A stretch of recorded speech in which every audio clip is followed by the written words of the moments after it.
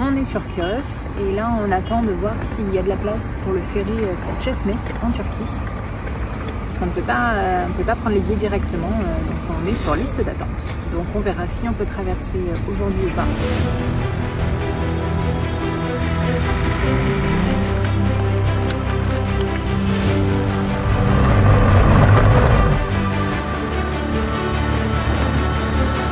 Salut à tous et bienvenue dans ce nouvel épisode.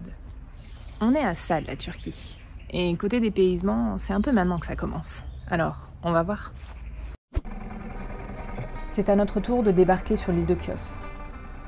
Après un réveil à 4h30 du matin, il a fallu tout remballer. Vite s'équiper et aller aux motos.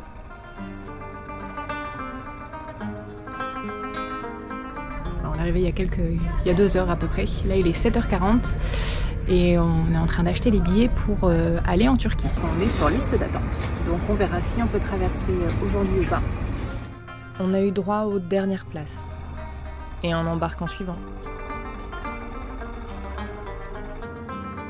Cette fois-ci, on dit au revoir à la Grèce. 20 minutes plus tard, on est arrivé. Türkiye'ye hoş geldiniz. Bienvenue en Turquie. Alors, dernière étape de la journée, c'est du coup de rejoindre Izmir. Après les différents contrôles d'usage, on peut repartir. Il nous reste 1 heure à peine avant de rejoindre une amie de mes parents. Yulia est turque. C'est également la femme d'un ami et ancien collègue de mon père. Attention, tête pas fraîche. Je sors de, je crois, quasiment 2 heures de sieste. Voilà. Ça a été mon réveil. En plus de nous héberger, elle va nous faire découvrir plein de choses sur sa culture. Et on commence tout de suite par ce que j'adore, apprendre une nouvelle langue et découvrir de nouveaux plats.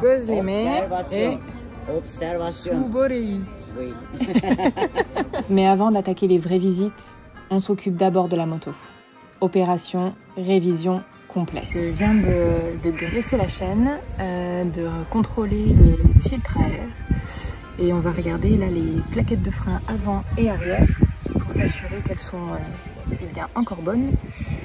Voilà, en gros, toutes les petites révisions auxquelles je serai confrontée pendant le voyage. Avant le départ, j'ai eu droit à quelques cours de mécanique avec Clément, mécano chez Honda, et avec Adrien, chef d'atelier chez Bike Avenue à Pau. Mais avant de me retrouver en solo, un petit rappel n'est pas de trop. Surtout que Yulia nous a aidés à trouver un garage pour faire la vidange nous-mêmes. Maintenant, on peut découvrir Izmir. Il faut savoir que c'est la 3e plus grande ville de Turquie. Elle est tentaculaire, avec plus de 4 millions d'habitants. Aujourd'hui, nous visitons le Grand Bazar à Izmir. Et testons les baklava. Une tuerie.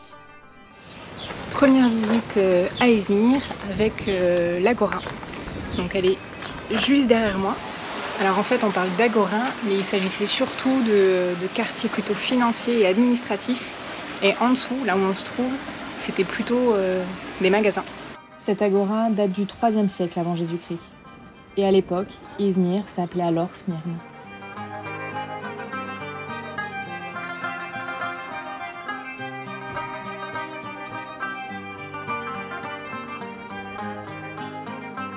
Avec mon père, on a décidé de reprendre la route ensemble, pour une dernière étape.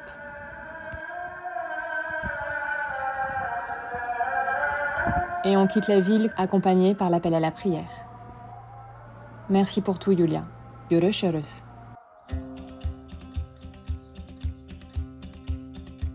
On commence la visite d'Éphèse et là tout de suite on est sur l'amphithéâtre. C'était le plus grand du monde antique. Il pouvait accueillir jusqu'à 24 000 personnes. Direction la bibliothèque. Si on reste côté chiffres, c'était la 3e plus grande bibliothèque au monde, après celle d'Alexandrie et de Pergame. Alors ici, il y a les latrines. Juste derrière, il y a le lupanar, donc le lieu de débauche. Et ici, la grande bibliothèque. Et là, on voit l'agora inférieure. Il fait chaud. Très chaud. Chacun sa technique pour essayer de trouver de l'ombre. Il y en a qui longent les murs et d'autres qui vont se planquer directement sous les arbres. Il y a pas loin de 3 km entre les deux portes, en plein cagnard. Alors, c'est le moment idéal pour aller voir les maisons en terrasse. Elles ont été occupées par une population riche, entre le 1er et le 7e siècle. On peut encore y voir pas mal de peintures et de nombreuses mosaïques au sol. C'est superbe. Ça nous a pris 4 heures en plein cagnard, donc on a eu bien chaud. Le cul à point. Voilà, cuit à point. Et en plus, là, il faut remettre les pantalons, donc... Allez, bonheur. Dur, dur, dur. Et avant de rentrer au frais, on fait un petit détour par Selçuk. Cette ville est connue pour sa proximité avec Éphèse, mais également pour ses cigognes. Il y a des installations un peu partout en ville pour qu'elles puissent faire leur nid. Maintenant, on peut rentrer à Kuşadası. Mon père doit préparer ses affaires.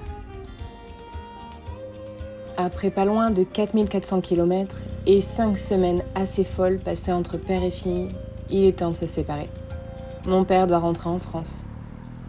À bientôt, papa. Première vraie journée en solo, toujours à Kuşadası. Donc là, on commence à reprendre des repères de voyage en solo. Et comme d'habitude, voilà. Des cimites.